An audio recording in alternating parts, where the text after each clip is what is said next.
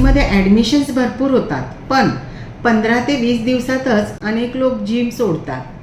कारण बहुतेक लोक फिटनेस जर्नीची सुरुवात मोटिवेशनने करतात, परंतु फिटनेस रिझल्ट मात्र डिसिप्लिनने मिळत असतो.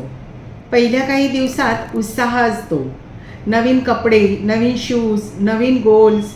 पण जेव्हा शरीर लगेच बदलत नाही तेव्हा लोक हार मानतात.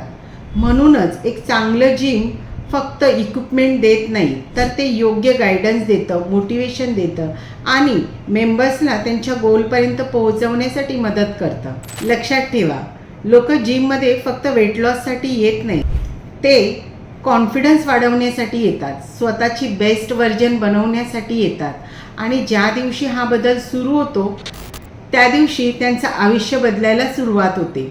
अशा जिम मार्केटिंगच्या टिप्ससाठी आम्हाला नक्की फॉलो करा.